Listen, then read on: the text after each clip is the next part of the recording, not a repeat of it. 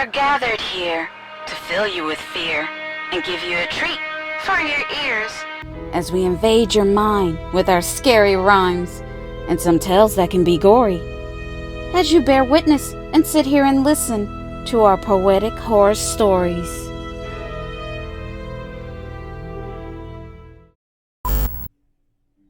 Hello, PHS crew. We have another creepypasta retelling just for you.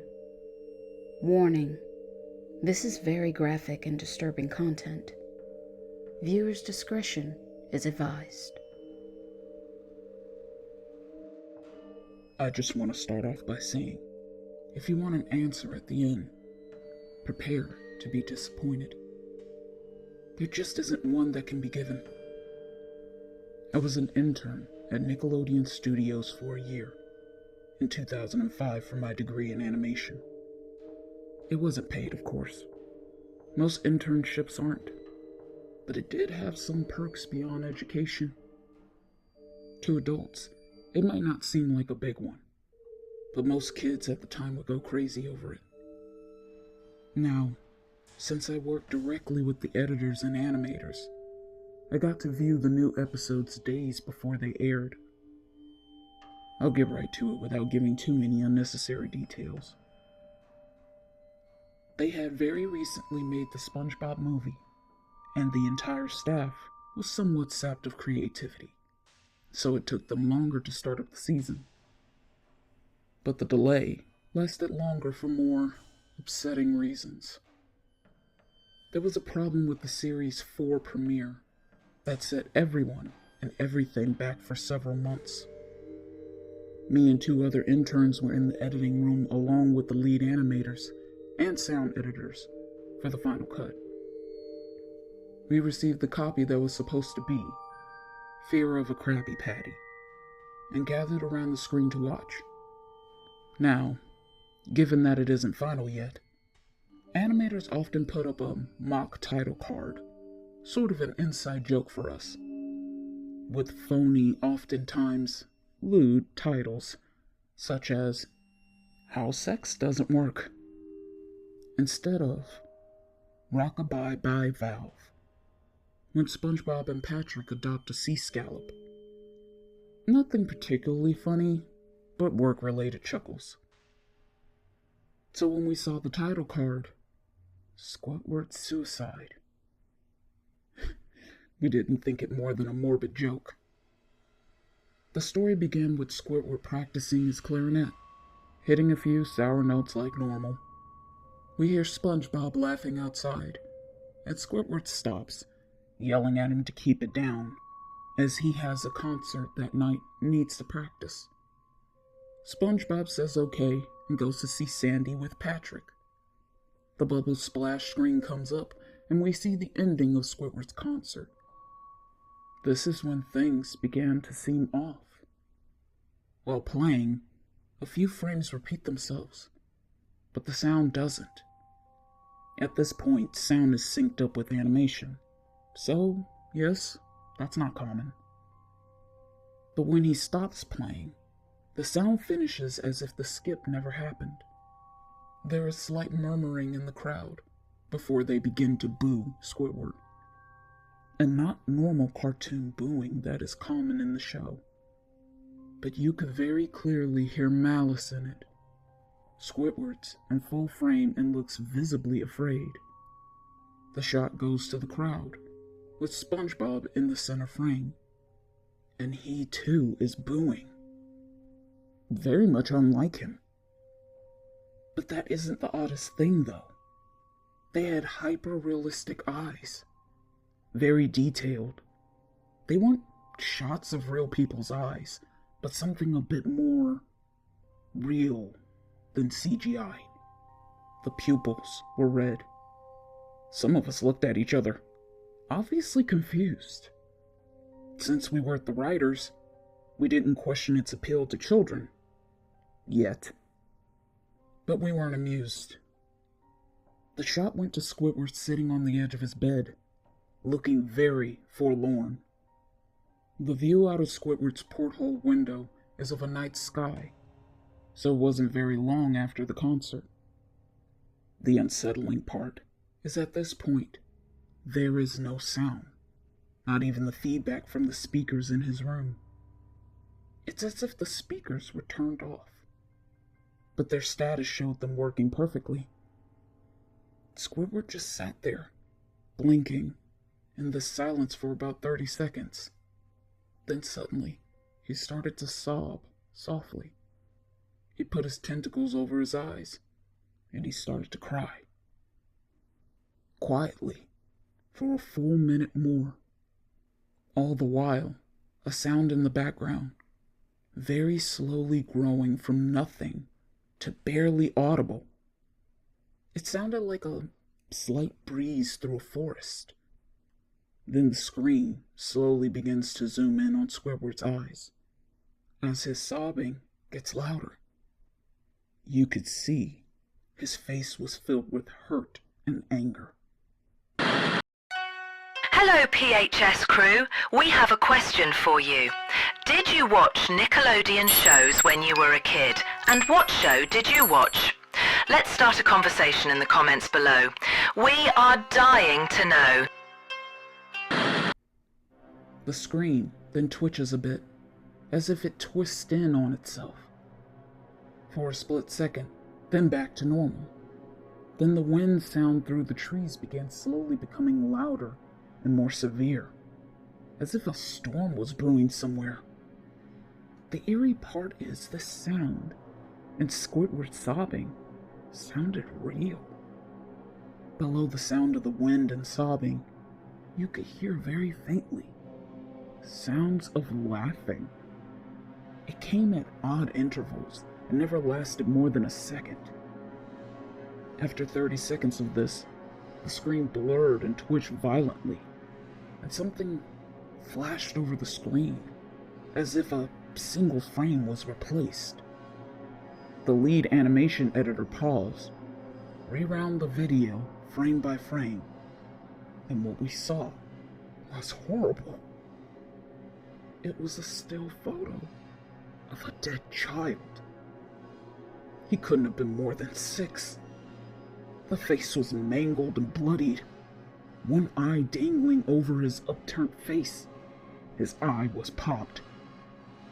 He was in his underwear, his stomach cruelly cut open and his entrails laying beside him. He looked like he was lying on the pavement on the side of the road. The most upsetting part was that there was a shadow of a photographer.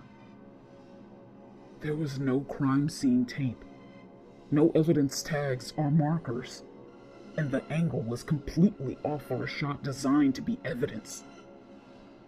It would seem the photographer was the person responsible for the child's death. We were, of course, mortified, but pressed on, hoping that it was just a sick joke. The screen flipped back to Squidward, still sobbing, louder than before. Half his body was in the frame.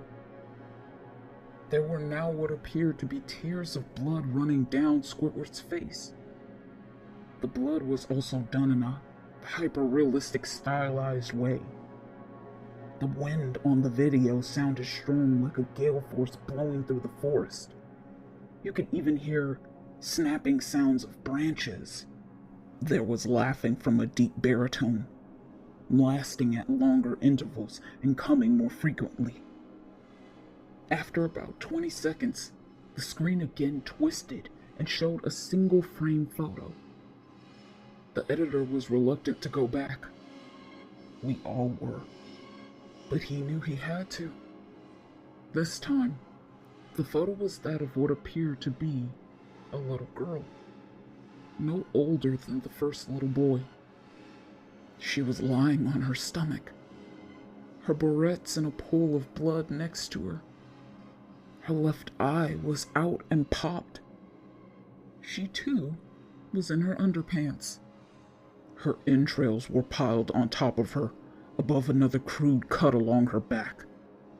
Again, the body was on the street, and the photographer's shadow was visible, very similar in size and shape to the first. I had to choke back vomit, and one intern, the only female in the room, ran out. The show resumed. All